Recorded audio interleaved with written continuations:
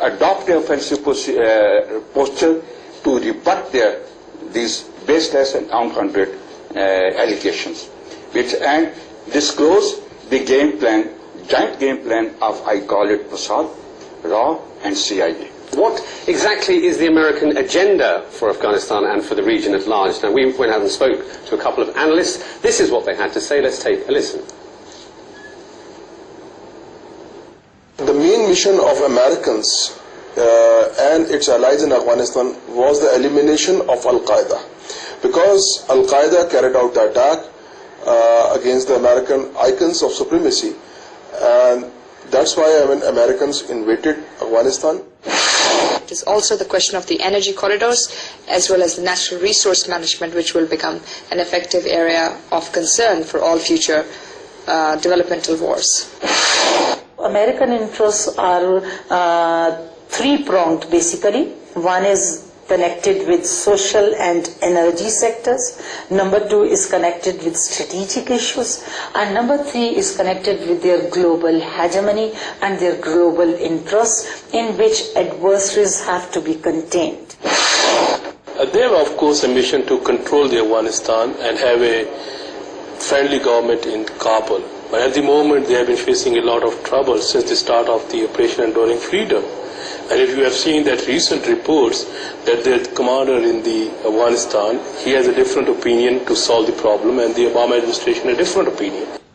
Those were just some of the views expressed by some analysts here in Pakistan. Gentlemen, we see two kind of conflicting views coming out from there. One is about strategic depth and about how the Americans are trying to align themselves within the region at large. And the second part which we heard was pertaining to energy, natural resources and minerals. Coming to you first, Brigadier Imtiaz, I mean, what in your opinion is the exact mission of Afghanistan? Is it really to achieve strategic depth, counter China, counter Iran, to keep a check and balance on India and Pakistan, or maybe even to secure Pakistan's nuclear arsenal? What is your opinion? Their now problem is, first of all, to contain Pakistan, to render Pakistan in a position of second-line state. Secondly, to contain Iran. And third thing, to give India a hegemonic position in this region, because they cannot physically remain here. So India should act as their watchman in this region to protect their strategic interests, and for that they want a mode to create in this axis, that is Pakistan, Afghanistan, Iran, Turkey in Afghanistan. They want to give more primary role to India in Afghanistan. Mr. Hamid, you might be able to shed a little bit more light on this growing nexus between the Americans and India. We see that there's also a civilian nuclear exchange which has taken place between the Americans and India, and it seems as if that relationship is more important to the Americans right now than anything else in keeping some sort of grip on this region. How would you see things? You see, let me just go back to your previous question first. What is the objective of the Americans in this region? Because unless you understand that, there are 6 grand strategic objectives for the Americans for the 21st century. This war on terror is a facade. It's just a cover plan for a bigger, larger, sinister game for the 21st century. And 6 objectives are, one of them is defense and security of Israel, which means the denuclearization of the Muslim world, including the denuclearization of Iran and Pakistan. Number 2 is the control of global fuel assets, which are strategically located in this region. Number 3 is the control of global trading routes and waterways, like Gulf of Hormuz, like Malacca Straits, like Suez, and all these regions. Number 4 is destruction of the concept of political Islam. And number 5 is containment of Russia. Number 6, containment of China. All these strategic objectives can only be achieved by coming into Afghanistan, the heartland of the Muslim Central Asia. And by being here, you are closer to Iran, you're closer to Pakistan, you're closer to China, Xinjiang, Muslim regions, you're closer to Central Asia. And you are controlling the fuel corridor, you're controlling the axis where the political Islam is at its best. In the long term, Indians make a natural ally for the Americans for the simple reason that Indians also want to denuclearize the Muslim world. They don't want Pakistan to have a nuclear weapon. They don't want Iran to have a nuclear weapon. Indians want to control the fuel assets of this region as well. Indians want to act as a bulwark against China, because that's what they're selling it to the Americans. So all these assets, all these strategic objectives of the Americans for the 21st century very naturally fit in with the objectives of the hegemonic designs of the Indian state. And the very simple fact that this makes them natural allies.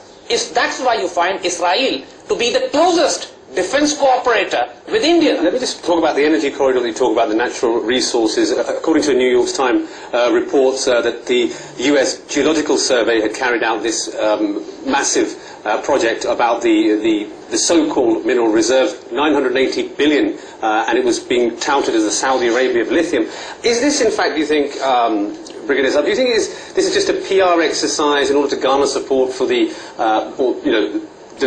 waning support for the war, i.e. declaring the spoils of war? Or do you actually believe that the Americans are trying to give some sort of impression that Afghanistan may come out of abject poverty once the Americans leave, and that they're perhaps playing the role of a good Samaritan? They are not concerned with the economic position of Afghanistan. If they were, when the Soviet troops pulled out from Afghanistan, did they implement any reconstruction plan for Afghanistan? No.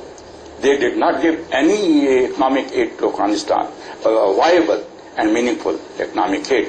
They did not even give, they withdrew their own support from Pakistan as regards the rehabilitation of the Afghan refugees. 3 million Afghan refugees burden, historic, phenomenal issue which we faced all alone by ourselves. So I see that this is only one thing. They have given a threat perception to Afghanistan, people of Afghanistan, that you have this reserve available, and only it is the Americans who can make it available to the people of Afghanistan. Just very quickly, Mr. Hamid, how troublesome could this actually be? I mean, if we're talking about almost $1 trillion worth of mineral reserves, there's going to be a big scramble for who gets the contract. We've already heard that China has already initiated a $5 billion contract, and this has irked the Americans, and the Indians want a slice of the share. Will Pakistan allow this ever to happen? You see, the point is that Pakistan is already very concerned at Indian presence in Afghanistan, and Pakistan under no circumstances would allow Indians to be there. Period. There's no argument on this. Chinese, Pakistan has no problem with that. But Americans would never be allowing Chinese to replace them in Afghanistan. They would probably allow Chinese to make Chinese restaurants, but nothing more. You see? And the point is that what the Americans are trying to do now is, Americans have not gone into Afghanistan for lithium. We have said these grand strategic objectives were different. These are fringe benefits. It's not just lithium. The Panjshir Valley is full of emeralds. The Shibargan is full of gas. There are oil and gas reserves which are phenomenal in this region. The Russians have been tapping Shibargan gas for about 30 years now. Cobalt, cobalt and lapis. The entire Badakhshan province is loaded with lapis lazuli. So it's not just lithium, which have just made a headline. But the point is that Afghanistan is a treasure gold mine worth trillions of dollars in any case. And of course, the location, geography of it. So there has always been scramble for Afghanistan. Why the Soviet Union came into it? It was not just for the geography of it. It was, of course, the natural resources. Then, of course, coming down to the warm waters. Again, the Americans have come in, not just for the natural resources, but other strategic objectives. So, point is, Pakistan will have to take the destiny in its own hand. We destroyed the Soviet Union. We have the capability to defeat and bury the Americans in Afghanistan. And Americans know this. Why? Because their supply line goes through Pakistan. And the very simple fact that now there's a conflict between the American armed forces and their political leadership. We see that it's boiling out now in the public. The laundry is now out. The dirty laundry is being boiled. Just quickly.